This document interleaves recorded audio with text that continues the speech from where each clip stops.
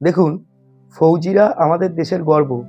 বহু কষ্টের মাধ্যমে, বহু ট্রেনিংয়ের মাধ্যমে তাদের এই চাকরিটা পেতে হয় এবং তারপরে তাদের যে আত্মবলিদান দেশের জন্য, সেটা কিন্তু আমাদের জন্য ভীষণ, ভীষণ অনুপ্রেরণা। আমাদের জন্য একটা মাইল ফলক। তাদের আমরা স্যালুট জানাই। কিন্তু মুশকিল হয়েছে এই ইদানিংকালে কিছু ফৌজির ছাপরি কিছু বউ জুটেছে, তারা ফেসবুকে এসে, সোশ্যাল মিডিয়াতে এসে প্রত্যেক দিন যা নয় তাই করছে। মানে যেটা ওই ফৌজিদের জন্য বা ওই আর্মি মানুষগুলোর জন্য প্রচণ্ড প্রচণ্ড অপমানে। জানি না কেন সেটা তারা বুঝতে পারছে না। অ্যাকচুয়ালি তাদের লেখাপত্র পড়ে সবসময় মনে হচ্ছে যে তারা চরম অশিক্ষিত। মানে কীরকম, দু একটা উদাহরণ দিলে বুঝতে পারবেন। এর মধ্যে একজনের নাম মোস্ট প্রবাবলি প্রিয়াঙ্কা মণ্ডল। সে কোনো একজন আর্মির ওয়াইফ। সে একটা বাচ্চা মেয়ে, বেশি বয়সও না। সে এই দেবলীনা নন্দীর এত ঘটনা ঘটে যাওয়ার পর পোস্ট দিচ্ছে নিজের ছবির সাথে দেবলীনার ছবি কোলাপ করে, যে পাইলটের বউ, ফৌজির বউ। দেবলীনার সাথে দেবলীনার মা ছবি পোস্ট করছে।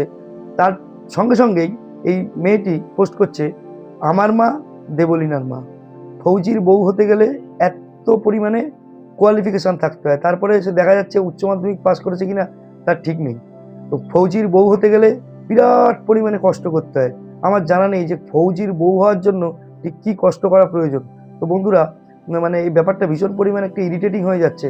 আর এই বোনগুলোকে বলবো, তোমাদের বোন বলেই বলছি, যে তোমাদের হাজবেন্ডদের দেশের জন্য যে মানে আত্মবলিদান, এটাকে সম্মান করার চেষ্টা করো। সারা ভারতবর্ষের মানুষ তাদের স্যালুট করে, আর তুমি তার বউ হয়ে তাকে অপমান করছো।